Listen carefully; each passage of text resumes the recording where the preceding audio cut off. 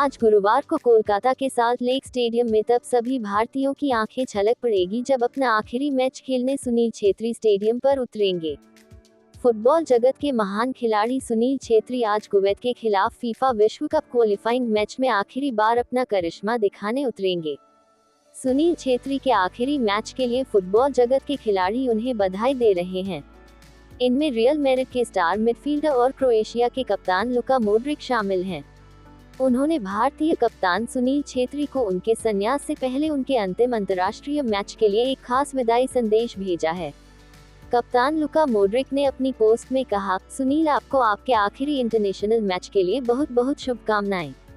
आपके भविष्य के लिए ऑल द बेस्ट। आप इस खेल के लेजेंड हो। मैं उम्मीद करता हूं कि टीम आपके इस आखिरी मैच को खास और यादगार बनाएगी। गुड लक और टीम क्रोएशिया की ओर से आपको शुभकामनाएं।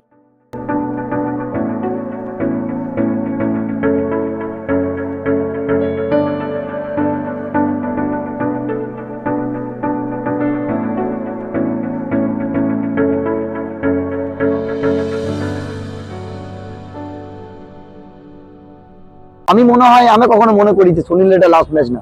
সুনীলের মানুষের হৃদয়ে থাকবে সুনীল।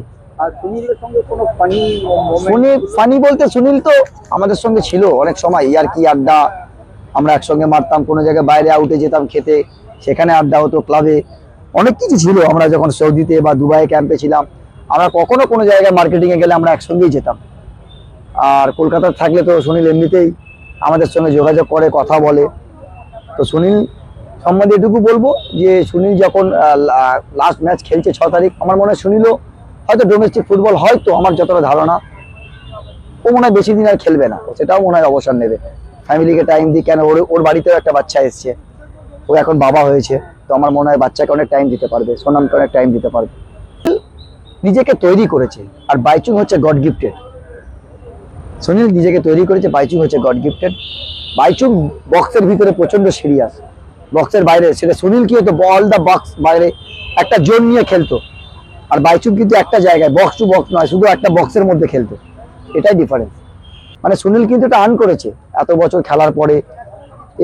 আর ভালো লাগছে যে আমাদের সঙ্গে খেলা একটা প্লেয়ার, এবং তার বিদায়ী ম্যাচটা এত ভালোভাবে পড়ছে, এবং কলকাতাতে যেখানে প্রায় 60 থেকে 70,000 লোক মাঠে আসবে। My last game that's done. We are here only and only to speak about Kuwait in India. And as the coach said, we are ready. The last 15-20 days has been really good. Thankfully, all of us are on the same page now in terms of fitness, and I think we all are ready, and it's a good headache for the coach to have.